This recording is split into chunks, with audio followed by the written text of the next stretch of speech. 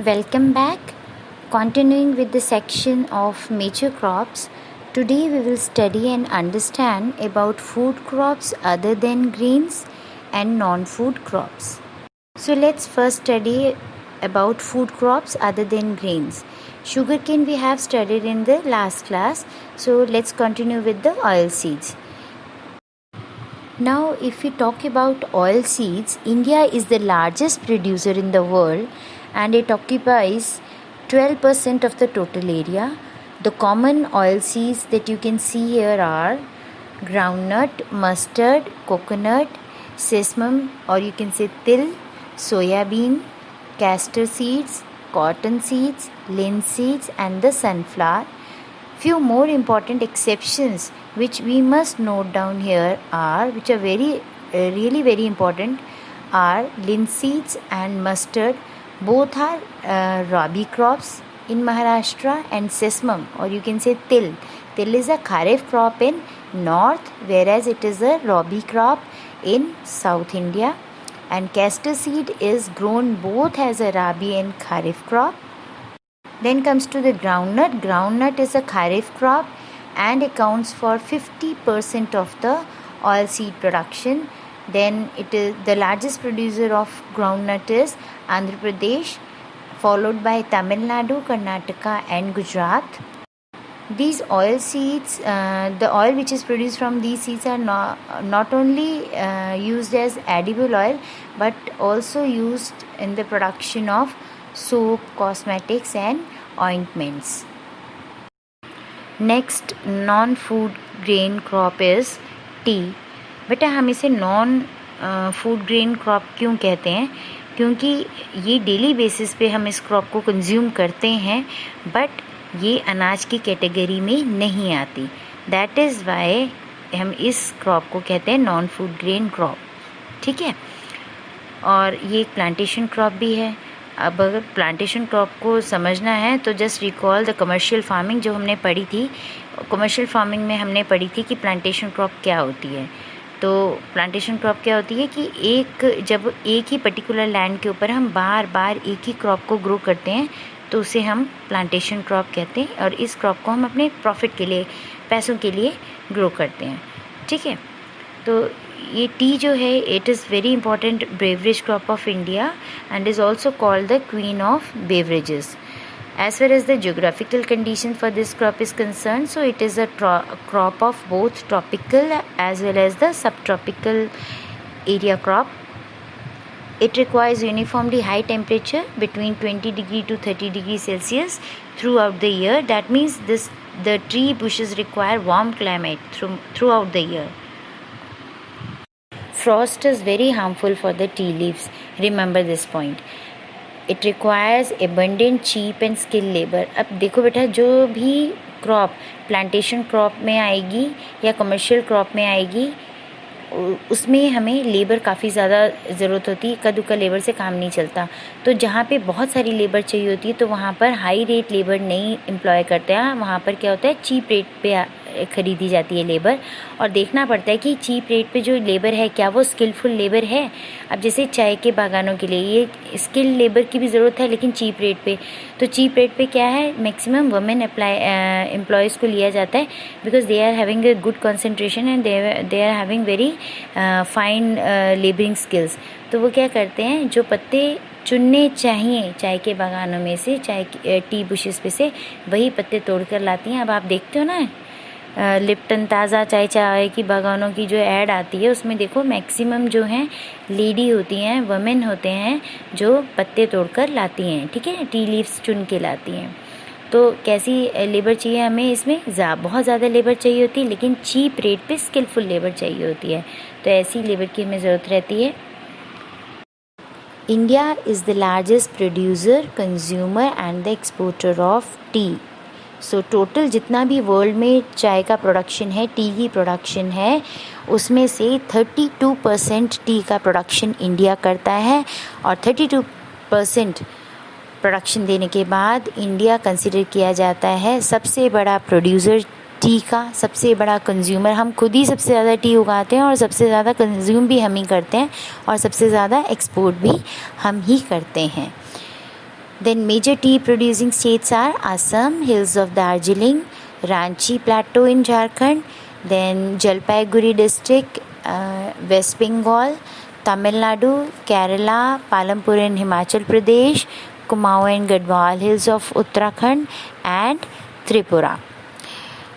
बेटा जो tea leaves हैं वो डायरेक्ट प्लक करके ना टी बुशेस में से उसको सुखाकर हम कंज्यूम नहीं करते हैं. एक्चुअली क्या होता है, टी की भी प्रोसेसिंग की जाती है. So tea is processed within a tea garden to restore its freshness.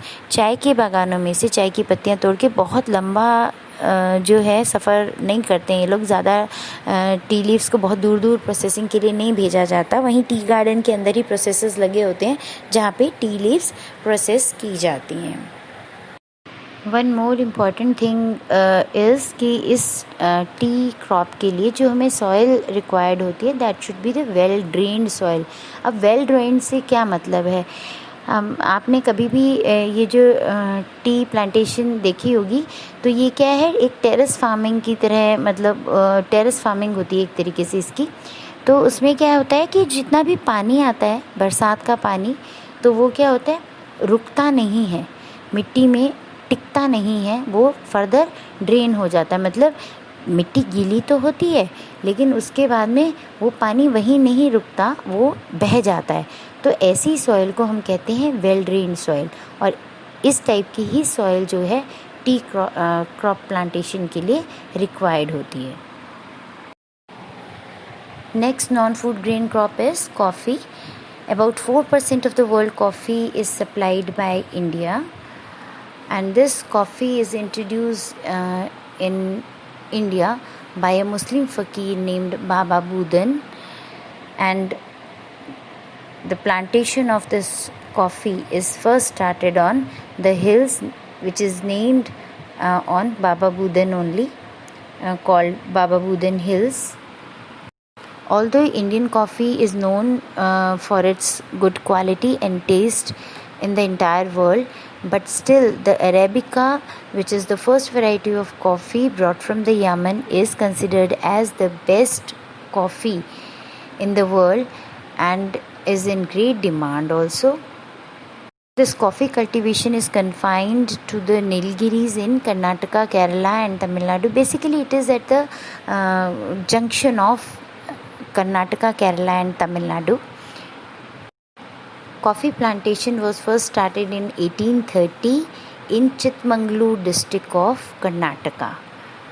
और एक बात और आपने नोट करनी है कि बेटा ये जो हम लोग नेस्कैफ़े या कोई और ब्रांड जो हम कॉफ़ी का अपने घरों में यूज़ करते हैं, उसको हम कंज्यूम करते हैं, ये बेसिकली क्या है, काफ़ी चीप और लो ग्रेडेड कॉफ़ी मानी जाती है. और जो बेस्ट क्वालिटी है कॉफ़ी की that is arabica. If you feel कि हाँ हमें कभी किसी दिन अपना टेस्ट चेंज करना है और बेस्ट कॉफ़ी पीनी है तो better to go for arabica. Definitely you will find great difference in the taste and you will feel yes कि हाँ arabica is the best one. And the soil which is required for this coffee plantation is laterite soil. तो ये laterite soil जो है ये हमें डेक्कन प्लेटो के south यानी कि जो हमारा केरला, कर्नाटक और तमिलनाडु वाला रीजन है ना, यहाँ पर जो लेटराइट सॉइल है that is the best for this coffee plantation. Largest coffee producing state is Karnataka, and to be more specific in the cardamom hills of Palghat. Coffee is a plant of tropical as well as the subtropical region, same as the tea, and it requires uniformly high temperature between 15 to 28 degrees Celsius throughout the year. It needs an annual rainfall between 150 to 200 centimeter. So next is the horticulture. The cultivation of trees and bushes in a garden, orchard and nursery is called horticulture. So students, this term horticulture, if we are going to split this, then we'll get two words, hort and culture. Hort is a Latin word and it means garden, to which the term culture has been suffixed.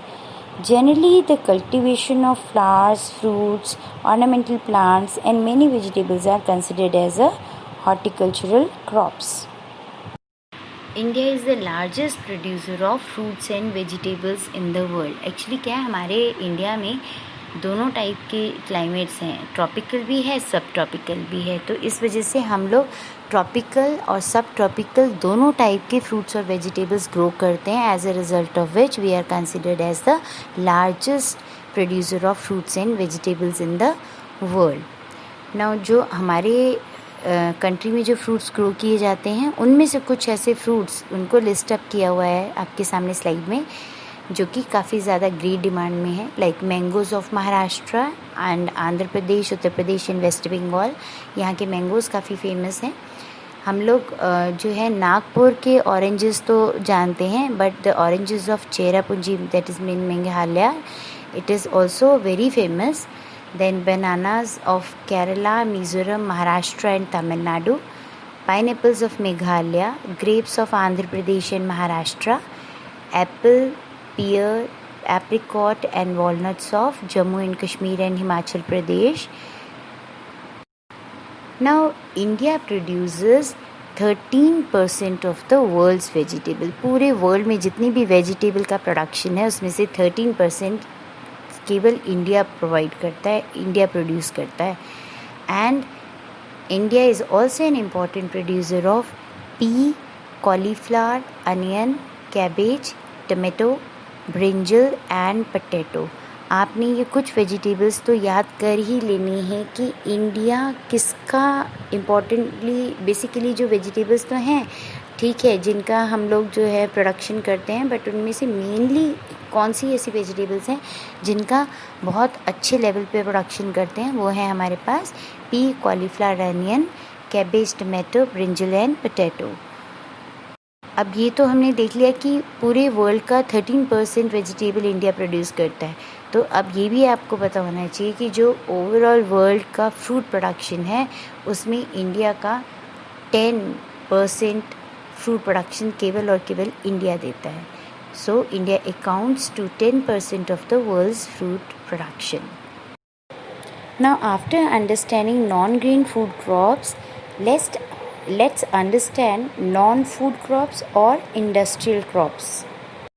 Now, these industrial crops are grown to produce goods for manufacturing. अब जैसे fibre है उसको हम खाते नहीं हैं, उसको हम कंज्यूम नहीं करते, बट फाइबर क्रॉप उगाते हैं ताकि हम उससे कपड़े बना सकें. सेम जो है इंडस्ट्रियल क्रॉप से हम लोग और क्या और भी काफ़ी बेनिफिट्स हैं हमें, जैसे कि हम लोग अपने फार्म सेक्टर की इनकम को रेज़ कर सकते हैं. रूरल एरियाज़ में जो है हम इकोनॉमिक डेवलपमेंटल एक्टिविटीज़ प्रोवाइड कर सकते हैं. और इन क्रॉप से हम लोग जो है कुछ प्रोडक्ट्स का सब्स्टिट्यूट भी जो है बना सकते हैं for the import for other nation. जैसे कि एक क्रॉप होती है लेस्कुरेला का जो ऑयल निकलता है, it can be used as a substitute for the castor oil. अब कैस्टर ऑयल कहाँ कहाँ यूज़ होता है? It is use as a lubricants, cosmetics में यूज़ होता है, वैक्सेस में यूज़ होता है. तो same this Lascarilla oil is also having the same qualities, so we can use this oil as a substitute of castor oil. Now the first non-food crop is rubber. So rubber is an equatorial crop. अब इस word से आप क्या समझते हो? Equatorial crop यानी कि ये क्रॉप ऐसी क्रॉप है जो कि इक्वेटर के पास वाले एरियाज़ में मैक्सिमम उगाई जाती है ना. तो इक्वेटोरियल रीजन कौन से हैं अपने? अगर आप देखोगे तो इंडिया में इक्वेटर के पास कौन से रीजन्स आते हैं? यही अपने केरला, कर्नाटका, तमिलनाडु, यही वाले रीजन आते हैं. या फिर अपने आइलैंड्स हैं अंडमान एंड निकोबार, ये इक्वेटर के ज़्यादा पास हैं as compare to the Lakshadweep. तो ये जो आइलैंड है अंडमान एंड निकोबार, केरला, कर्नाटका और तमिलनाडु, इन रीजन्स में रबर मैक्सिमम ग्रो की जाती है. रबर की प्लांटेशन होती है. Again it is a commercial crop. So but we can also grow this rubber crop under special conditions in tropical as well as the subtropical area. Second point is it requires moist and humid climate अब moist climate कहाँ होगा, moisture सबसे ज़्यादा कहाँ होगी, जहाँ पे गर्मी सबसे ज़्यादा होगी, है ना, वहीं मॉइस्चर सबसे ज़्यादा होगी, वहीं ह्यूमिड क्लाइमेट होगा। तो गर्मी कहाँ है, इक्वेटोरियल रीजन के पास है। अब इसमें एक और चीज़ लिखी हुई है that with the rainfall of more than 200 centimetre and temperature above 25 degree Celsius, तो जहाँ रेनफॉल 200 सेंटीमीटर से ज़्यादा होगी वो रीजन क्या होना चाहिए, इक्वेटर के पास भी होना चाहिए, इक्वेटोरियल रीजन भी होना चाहिए, और रेनफॉल 200 सेंटीमीटर से ज़्यादा होनी चाहिए, but along with this the temperature should be above 25 degree Celsius. तो ये कौन से रीजन्स हैं, ये मैंने भी आपको बताया, केरला, कर्नाटका, तमिलनाडु, और हमारे दोनों island Andaman and Nicobar islands. और इसमें एक और जगह आती है गारो हिल्स ऑफ मेघालय। अब आपका क्वेश्चन ये होगा कि मैम ये गारो हिल्स ऑफ मेघालय क्यों आया। एक्चुअली बेटा गारो जो रीजन है, ये जब हमने फिज़िकल फीचर्स ऑफ इंडिया पढ़ा था 9th में, तो फिर वहाँ पर हमने ये पढ़ा था कि गारो, खासी और जयंतिया हिल्स जो हैं मेघालय के, actually these are the part of Chota Nagpur plateau, है ना, और these parts are separated during the plate tectonic movement. अब छोटा नागपुर प्लेटो है क्या चीज़, it is the extension of the Deccan plateau region, यही था ना। तो जो क्वालिटीज़ इस डेक्कन प्लेटो रीजन की हैं, अगर उसकी क्वालिटीज़ कहीं और किसी वजह से टूट फूट के वो लैंड कहीं और चला गया है, तो that land mass is also good for the cultivation of that particular crop which is grown in the previous or other motherland mass। ठीक है, तो अब क्या है, गारो हिल्स जो हैं मेघालय की, ये क्या है, it is the part of that particular land. ठीक है, तो यहाँ पर भी क्योंकि यहाँ जो रेनफॉल है, टेम्परेचर है, मॉइस्चर, ह्यूमिड क्लाइमेट, ये सब कुछ रबर प्लांटेशन के लिए गुड है और बिल्कुल परफेक्ट है, तो यहाँ पे भी रबर की खेती की जाती है। Now India ranks 5th among the world's natural rubber producer. अब क्या है, जो नेचुरल रबर प्रोडक्शन के मामले में अगर हम देखते हैं तो इंडिया का कौन सा रैंक आता है, it is the 5th rank. Now let's see the consumption of natural rubber through this slide. First is like outer tires and tubes, then we make cycle tires and tubes, then camelback, footwears, belts and hoses, latex foam, dipped goods, others। अब others में क्या क्या आता है, अपना electronic industry भी आती है, इसमें मेडिकल सेक्टर भी आता है। जैसे इलेक्ट्रॉनिक इंडस्ट्री का तो आपको पता ही है, जितनी भी रिड्स हैं, आपके स्विच बोर्ड्स हैं, और ये पाइपलाइंस हैं, आपके वायर्स हैं, ये सब जो हैं, these are the products of natural rubbers. अब मेडिकल इंडस्ट्री में आप देख लीजिए, मेडिकल सेक्टर में ग्लव्स, कैप्स, ट्यूब, व्हील्स, है ना, rubber cords, cardiac pacemaker leads, blood pressure cuffs, diaphragms, etcetera. So these are the things which are made up of natural rubber. Now the next is the fiber crop. India basically grows 4 major fiber crops, and these are cotton, jute, hemp and natural silk. Now the first 3, cotton, jute and hemp, these crops are derived from the crops grown in the soil, whereas the natural silk is obtained from the cocoons of silkworm। अब silkworm क्या चीज़ है, कीड़ा होता है बेटा, ये एक insect है जिसके कोकून से सिल्क मिलता है हमें। ठीक है, और ये जो सिल्कवर्म होता है ये बेसिकली मलबेरी लीव्स पे ग्रो करता है, उसी को खाता है, वहीं पे उसकी पूरी लाइफ साइकिल चलती है, और उसके जो कोकून बनते हैं उससे हमें सिल्क मिलता है। And the process of silkworm rearing for the production of silk fiber is known as sericulture. अब नेक्स्ट इज जूट। ये सिल्कवर्म का पता चल गया हमें नेचुरल सिल्क कैसे मिलता है। नेक्स्ट है जूट। जूट को हम गोल्डन फाइबर के नाम से भी जानते हैं, और इसके लिए जो ज्योग्राफिकल कंडीशंस हैं वो ऐसी हैं कि उसके लिए जूट के लिए हमें हाई टेम्परेचर की ज़रूरत होती है, और सॉइल कैसी चाहिए, हमें वेल ड्रेन्ड सॉइल चाहिए। और ये जो है वेस्ट बंगाल, बिहार, असम, उड़ीसा और मेघालय में ज़्यादातर जूट की खेती होती है हमारे इंडिया में। एक्चुअली पता है क्या, जब इंडिया और बांग्लादेश का डिवीज़न हुआ था तो इंडिया के हाथ में, तो इंडिया के हिस्से में आई जूट इंडस्ट्रीज़, लेकिन बांग्लादेश के हिस्से में आ गया प्रोडक्शन एरिया। बांग्लादेश के पास है हुगली रिवर, वहाँ पे क्या है, बहुत ज़्यादा उस रिवर के पानी से उसको बहुत फ़ायदा होता है। कैसे? जूट की प्रोडक्शन जहाँ उसकी कल्टीवेशन से लेके उसका हार्वेस्टिंग टाइम और इवन उसके बाद में उसकी जो जूट से जो चीज़ें बनाई जाती हैं उन सब चीज़ों के लिए क्या है, पानी की बहुत ज़्यादा ज़रूरत होती है, वो हुगली रिवर से पूरी हो जाती है। ठीक है। और हुगली रिवर के पास क्या है, बहुत गरीब लोग रहते हैं, मतलब पुअर क्लास पीपल्स रहते हैं। वो क्या है, इजी चीप लेबर मिल जाता है वहाँ पे।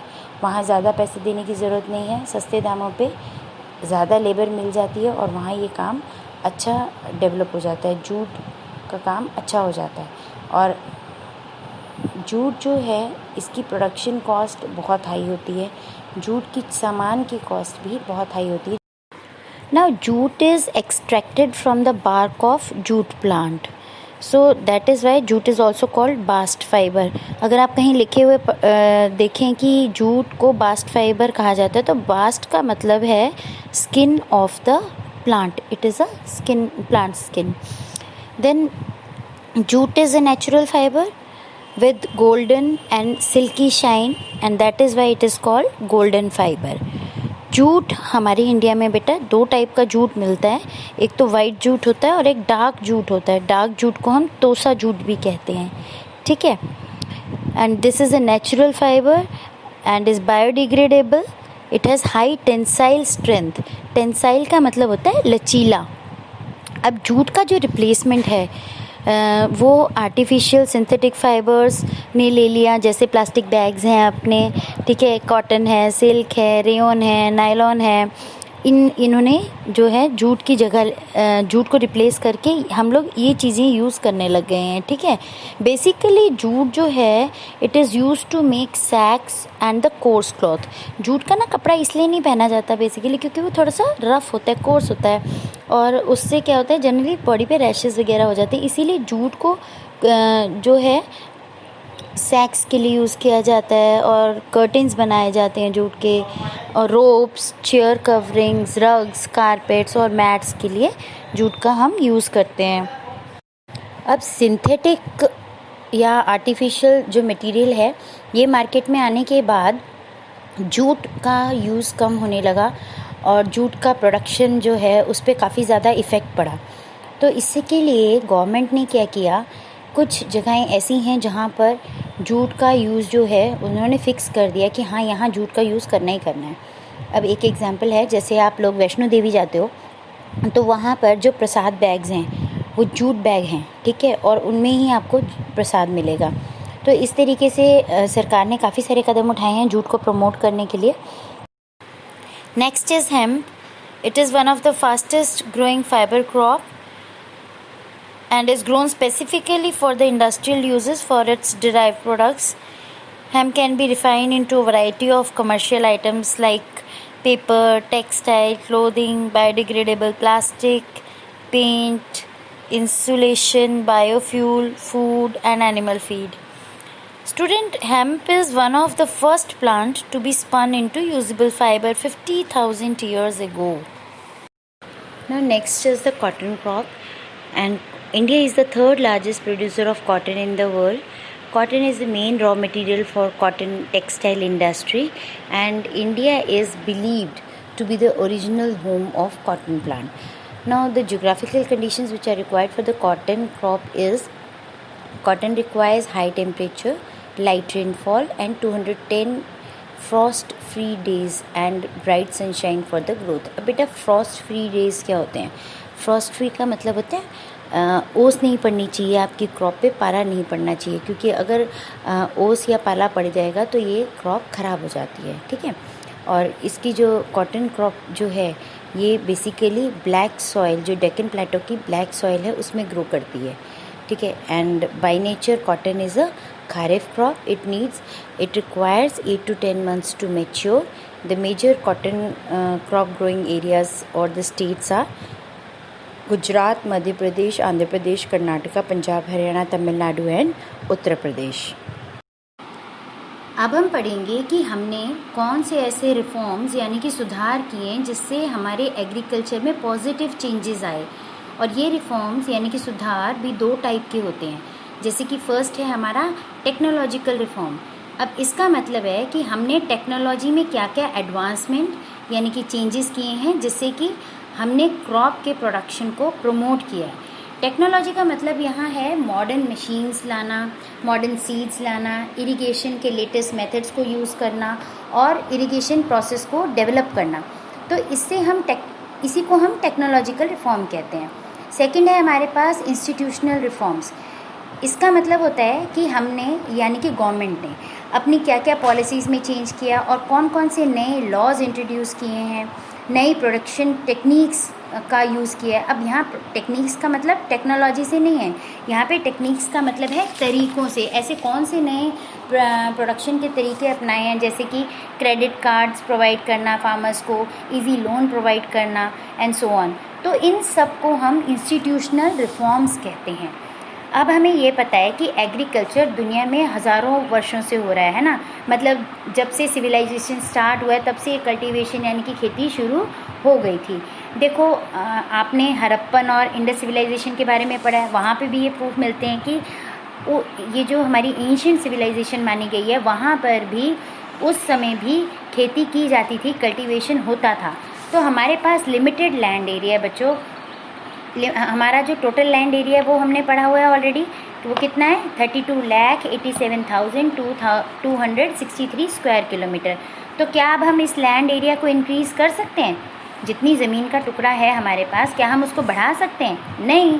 तो अब ज़मीन तो हम बढ़ा नहीं सकते, लैंड एरिया को हम इंक्रीज़ नहीं कर सकते, लेकिन पॉपुलेशन हमारी डे बाय डे इंक्रीज़ होती जा रही है, जिसकी वजह से हमें सेटलमेंट एरियाज़ की ज़रूरत है। अब सेटलमेंट को इंक्रीज़ करेंगे तो हम कहाँ से करेंगे? वो हम अपने एग्रीकल्चरल लैंड, जो कि आज की डेट में हमारे पास सिर्फ 46% है ना, agricultural land net sown area जिसको हम कहते हैं, हमारे पास सिर्फ 46% है। अब पॉपुलेशन बढ़ेगी तो सेटलमेंट एरियाज़ को बढ़ाना पड़ेगा। अब सेटलमेंट एरियाज़ कैसे बढ़ेंगे? डिफॉरेस्टेशन करके, है ना, या एग्रीकल्चरल लैंड को हम यूज़ कर लेंगे। अब अगर हम एग्रीकल्चर वाले लैंड को यूज़ कर लेंगे तो ये रिड्यूस हो गया। अब कम एरिया में ज़्यादा पॉपुलेशन की डिमांड्स को मीट करने के लिए हमें क्या करना पड़ेगा? क्योंकि पॉपुलेशन बढ़ गई, खाने की डिमांड बढ़ गई बेटा। तो अब खाने की डिमांड, उनकी डिमांड्स को पूरा कैसे किया जाए, क्योंकि हमारा एग्रीकल्चरल लैंड तो रिड्यूस हो गया। तो इसके लिए जो है हमें बहुत सारे टेक्नोलॉजिकल रिफॉर्म्स और इंस्टीट्यूशनल रिफॉर्म्स की ज़रूरत होती है। अब ये रिफॉर्म्स हैं क्या चीज़? पहले हम ये देखेंगे कि हम ये रिफॉर्म्स क्यों करें। एक्चुअली इंडिया में जो मैक्सिमम फार्मर्स हैं वो आज भी मॉनसून पे डिपेंड हैं और सॉइल की नेचुरल फर्टिलिटी पे डिपेंड करते हैं। अब आप देखो यूपी, बिहार, झारखंड जैसे एरियाज़ हैं, सर आप इस तरफ भी जा सकते हो, हरियाणा और राजस्थान की तरफ। तो ये जो फार्मर्स हैं यहाँ के, ये काफ़ी ज़्यादा रिच नहीं है, they are very poor farmers. इनके पास तो इतने पैसे भी नहीं होते कि अपने एग्रीकल्चरल लैंड को रिफॉर्म कर सकें, मतलब यहाँ पे अपने एग्रीकल्चरल लैंड पे अच्छा पेस्टिसाइड डाल सकें, फर्टिलाइज़र डाल सकें, या उसको सेल्फ इरिगेशन मेथड यानी कि अपने ट्यूबवेल्स लगा सकें, अपने बोरवेल्स के थ्रू पानी की फैसिलिटी प्रोवाइड कर सकें। तो इन सब चीज़ों को गवर्नमेंट देख रही है, और तो उन्होंने ये सब चीज़ें देखकर ये सोचा है कि अगर इतनी एग्रीकल्चरल लैंड इतनी ज़्यादा दिक्कतों से गुजरेगा फार्मर्स के, चाहे वो फार्मर्स के थ्रू हो चाहे किसी भी वजह से, तो उसको हम कैसे इम्प्रूव कर सकते हैं। तो गवर्नमेंट ने इसके लिए डिफरेंट सॉल्यूशंस निकाले हैं। इसमें सबसे फर्स्ट आता है हमारे पास कलेक्टिवाइजेशन। अब कलेक्टिवाइजेशन में क्या है बच्चों, 8 से 10 सपोज़ करो, ये एक एग्जांपल दे रही हूँ मैं आपको, कि मान लो एक बहुत बड़ा लैंड मास है जिसको गवर्नमेंट की नज़रों में वो एग्रीकल्चरल लैंड है। अब उस एग्रीकल्चरल लैंड पे 8-10 किसानों के खेत हैं, सपोज़ करो 8 किसानों के खेत हैं। तो अब एक किसान तो बहुत वेल टू डू है, उसके पास काफ़ी अच्छा पैसा भी है, और वो क्या कर रहा है, अच्छी क्रॉप प्रोडक्शन भी कर रहा है, सीज़न में अच्छे फर्टिलाइजर्स का भी यूज़ कर रहा है, प्रॉपर इरिगेशन मेथड के लिए भी उसके पास आर्टिफिशियल इरिगेशन का भी सिस्टम है, और नेचुरल तो वो है ही है जो मानसून पे डिपेंड करता है। तो वो हर तरीके से अब उसकी क्रॉप प्रोडक्शन बहुत अच्छी है। सपोज़ करो सेकेंड लैंड मास जो है उसका जो फार्मर है उसके पास अच्छे पेस्टिसाइड्स नहीं है, या पैसे ही नहीं है इतने कि वो पेस्टिसाइड्स खरीद सके, उसकी क्रॉप वैसे ही पेस्ट की वजह से ख़राब हो जाती है। थर्ड नंबर पे जो लैंड है, खेत है, वो इस साल मान लो प्रोडक्शन करना ही नहीं चाहता, क्रॉप प्रोडक्शन, उसने खेती करी ही नहीं, तो उसका लैंड एज इट इज़ पड़ा हुआ है। फिर नंबर 4th पे आ जाओ, 4th पे मान लो 4th चौथे नंबर का जो खेत है जिसका, मान लो उसके पास इरिगेशन मेथड नहीं है तो उसकी क्रॉप वैसे ही सूख गई, मानसून पे जितना सा डिपेंड था उसके बाद जो है उसकी क्रॉप को अच्छा पानी ना मिलने की वजह से वो वैसे ख़राब हो गई या पुअर प्रोडक्शन हुआ। तो इस तरीके से गवर्नमेंट ने देखा कि हम किस तरीके से ऐसे लैंड मासेस पे एग्रीकल्चर को इम्प्रूव कर सकते हैं। उन्होंने क्या किया, एक मेथड निकाला कलेक्टिवाइजेशन। पहले उन्होंने क्या किया, सभी फार्मर्स को बिठाया, उनको समझाया कि हम कैसे करेंगे। उन्होंने ये समझाया कि हम सारे लैंड को एक बना देंगे, एक बड़ा सा एग्रीकल्चरल लैंड, और फिर उस पर आप सब खेती करोगे। आपको एक यूनिफॉर्म सा, मतलब एक सबको बराबर मेहनताना मिलेगा, और even after the crop production, अगर क्रॉप प्रोडक्शन अच्छी होती है तो इंसेंटिव भी दिए जाएंगे। तो ये क्या होते हैं, किसान जो है उनको मोटिवेट करती है पहले गवर्नमेंट, फिर जब वो एग्री हो जाते हैं तो सबके खेत मर्ज कर देती है, अपने अंडर ले लेती है वो ज़मीन, और फिर उस पर सबको एक साथ सारी फैसिलिटीज़ प्रोवाइड करती है। खेती सारे फार्मर मिलके करते हैं और क्रॉप प्रोडक्शन इंक्रीज़ कर लेते हैं, जिसकी वजह से क्या है, किसानों को भी फ़ायदा है और गवर्नमेंट को भी फ़ायदा मिलता है। ठीक है, नेक्स्ट है आपका कंसोलिडेशन। अब ज़मींदारों के आपने देखे होंगे, अभी भी कुछ गांव ऐसे हैं, कुछ हम लोग जानते हैं जहाँ पे ज़मींदारों का बोलबाला है। अब गवर्नमेंट ने क्या किया, एबोलिशन ऑफ ज़मींदार जो लॉ निकाला, उसमें क्या किया, ज़मींदारी को ख़त्म कर दिया। अब ज़मींदारों को ख़त्म कर दिया, क्यों किया, क्योंकि जो ज़मींदार थे ना बच्चों, ये क्या करते हैं, अपने एरिया के जो पुअर फार्मर्स होते हैं उनको कम दिहाड़ी, कम मेहनताना देके, कम सैलरी पे अपने खेतों पे काम कराते हैं, और ज़्यादा अच्छा क्रॉप प्रोडक्शन होने के बाद भी उनको प्रॉफिट नहीं देते, और अगर क्रॉप ख़राब हो जाती है तो उन्हीं के गले जो है उसकी ज़िम्मेदारी मढ़ देते हैं, और फिर उसके बाद में उनसे क्या होता है, उसका लॉस की भरपाई करने के लिए कहते हैं। तो ये चीज़ें गलत थी। तो ये गवर्नमेंट ने क्या किया है, इस लॉ को ज़मींदारीगिरी ख़त्म करके और उनका लैंड लेकर, बड़े बड़े जो उनके पास खेत थे उनसे लेकर ऐसे किसानों को डिस्ट्रीब्यूट कर दिया जो कि सच में क्रॉप प्रोडक्शन अच्छा कर सकते थे, जो खेती में इंटरेस्टेड थे। और फाइनली उनको ये देखने को मिला कि गवर्नमेंट को कि इस स्कीम के तहत खेती बहुत अच्छी हो रही है, किसान भी खुश है, और गवर्नमेंट ऐसे किसानों को हेल्प भी करती है, इजी लोन भी प्रोवाइड करती है। और ज़मींदार लोग जो है ना बेटा, गांव में क्या है, जो पुअर फार्मर्स थे उनको ज़्यादा लोन जो है बड़ी किश्त पे देकर उनसे ज़्यादा पैसा वसूलते थे। तो ये भी गवर्नमेंट ने अपने अंडर में ले लिया। तो इस तरीके से क्या है, now these days farmers are happy जो इस केस में आते हैं, और they are doing well. So इस तरीके से ही जो है हमारी गवर्नमेंट ने डिफरेंट पॉलिसीज़, डिफरेंट प्रॉब्लम्स के सॉल्यूशंस निकाले और उनको इम्प्लीमेंट किया, जिससे कि हमारा एग्रीकल्चरल एरिया जो है, सेक्टर, धीरे धीरे अब इम्प्रूव होता दिखाई दे रहा है। अब देखो, गवर्नमेंट जो है 5 ईयर प्लान बनाती है। जैसे अभी बीजेपी गवर्नमेंट आई तो उसने 5 ईयर्स प्लान बनाए, मतलब अगले 5 साल में उसका क्या विज़न होगा या उसका क्या एजेंडा होगा जिस पे वो पर्टिकुलर गवर्नमेंट वर्कआउट करेगी, तो वो 5 ईयर्स प्लान बनाती है इस तरीके से। तो ये जो है 5 ईयर प्लान में जो भी डिसाइड होता है वो फार्मर्स के बेनिफिट को भी लेकर इंक्लूड करके डिसाइड किया जाता है। ठीक है, now next is fragmentation of land holding and law of inheritance. Actually क्या है, गवर्नमेंट ने क्या किया, लॉ ऑफ इनहेरिटेंस को ऑलमोस्ट ख़त्म कर दिया, क्योंकि पहले ये प्रथा थी जैसे राजा का बेटा राजा बनेगा, ज़मींदार का बेटा ज़मींदार बनेगा, है ना। तो इससे क्या होता था, चाहे वो पर्टिकुलर आदमी काबिल है उस डेजिग्नेशन के, उस पोस्ट के या नहीं, पर वो बना दिया जाता था, है ना। तो इससे क्या होता था, काफ़ी लॉस भी होते थे। तो गवर्नमेंट ने ये जो प्रथा थी लॉ ऑफ इनहेरिटेंस, इसको भी ख़त्म कर दिया। अब गवर्नमेंट ने ये सारी पॉलिसीज़ तो बनाई, पर कुछ हद तक तो ये पॉलिसीज़ बेटा इम्प्लीमेंट हो गई, पर कुछ हद तक इनमें ड्रॉबैक्स रहे जो कि इम्प्लीमेंट नहीं हो पाई। तो again with the new changes, new outlook, by keeping the previous lacking in mind, government ने क्या किया, नए रिफॉर्म्स प्लान किए। और जैसे 1960s और 1970s के बीच हमने ग्रीन रेवोल्यूशन इंट्रोड्यूस किया। इसमें जो मेन क्रॉप थी वो वीट की थी, वीट की प्रोडक्शन पे ज़्यादा ध्यान दिया गया ग्रीन रेवोल्यूशन की ड्यूरेशन में। तो इसके लिए HYV सीड्स का इंट्रोडक्शन किया गया, फिर इरिगेशन मेथड्स बढ़िया वाले यूज़ किए गए। ठीक है, तो इस तरीके से ये धीरे धीरे हमने चेंजेस किए ताकि हम लोग अपने क्रॉप प्रोडक्शन में, एग्रीकल्चर सेक्टर में इम्प्रूवमेंट ला सकें। Then after Green Revolution, White Revolution was initiated. It was started by Dr. Verghese Kurien. He is the founder of Amul also. Then the White Revolution is referred to as the concept of unexpected increase in the milk production, and it was launched in India from the city named Anand of old Kheda district at present, जिसको हम आनंद district के नाम से जानते हैं गुजरात में. This operation flood started the white revolution in India and made our country self sufficient in milk, and this was achieved entirely through the cooperative structure. But इतना green revolution और वाइट रेवोल्यूशन के बावजूद क्या हुआ, ये दोनों revolution क्यों start की थी, ताकि पूरा जो हमारा कंट्री के जो फार्मर्स की कंडीशन है, एग्रीकल्चर की कंडीशन है, इनको इकोनॉमिक ग्रोथ मिले और ये डेवलप हो जाएं.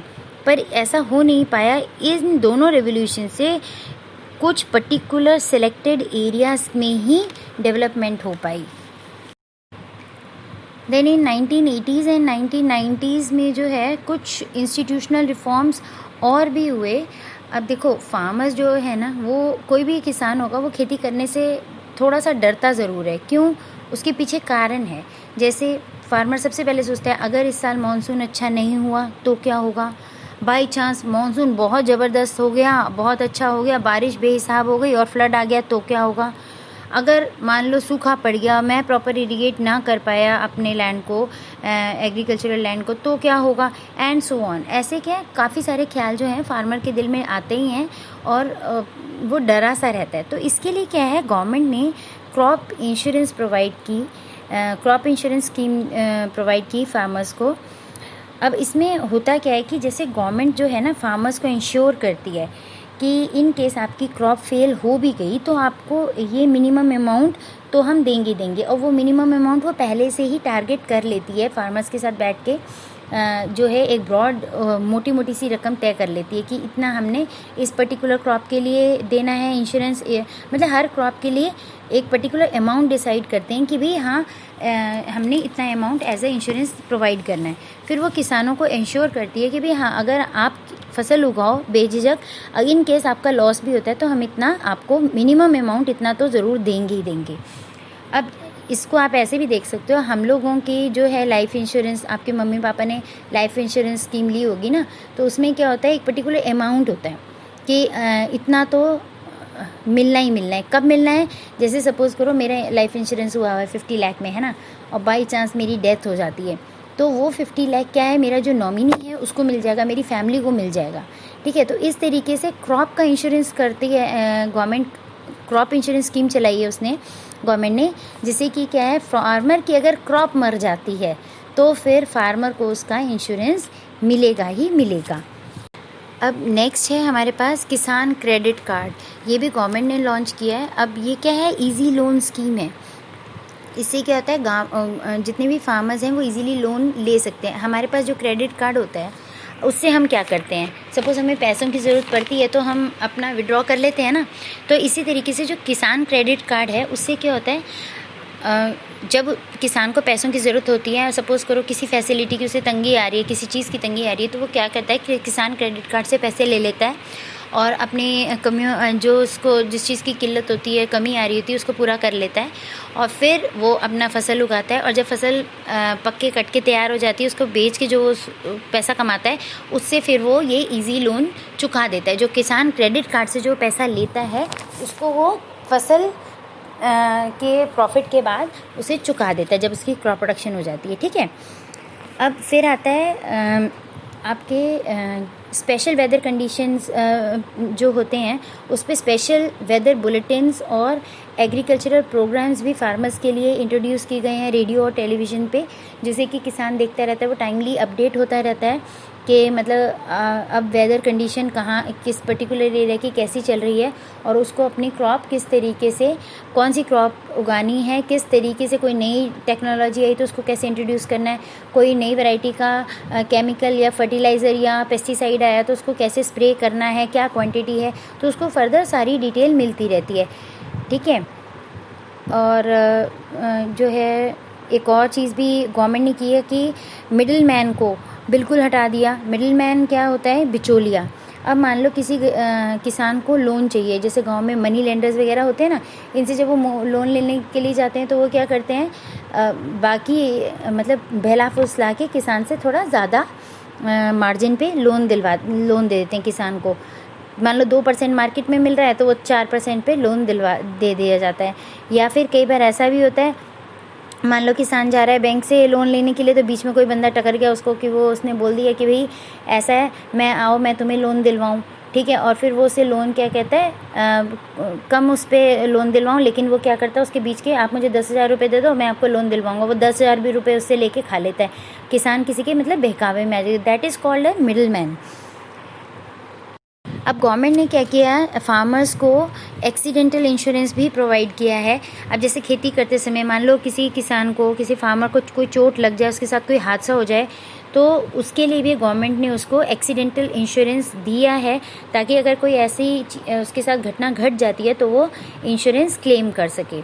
अब इतनी सारी फैसिलिटीज़ जब गवर्नमेंट उसको दे रही है, इजी लोन स्कीम दे रही है, फिर उसके बाद में क्रॉप का भी इंश्योरेंस है, फार्मर का भी इंश्योरेंस है, फिर मिडिल मैन और ये एबोलिशन ऑफ जमींदार कर दिया उसने, गवर्नमेंट ने बहुत सारी चीज़ें जो हैं हमारे फार्मर्स के हित में कर दी हैं। तो फिर किसान के दिल से तो डर चला गया ना, और वो बेझिझक और इंडिपेंडेंट और मतलब खुश मन से वो खेती कर सकता है और अच्छा प्रोडक्शन लेके आता है। तो इसी का रिज़ल्ट है कि जहाँ इंडिया 1960s में काफ़ी पीछे था, अब वो 21st सेंचुरी में सबसे आगे है, ठीक है। लगभग आप मेजॉरिटी देख सकते हो कि कमर्शियल क्रॉप्स में भी, कैश क्रॉप्स में भी और डोमेस्टिक क्रॉप्स में भी जो इंडिया का रैंक है वो ऑलमोस्ट टॉप में ही चल रहा है।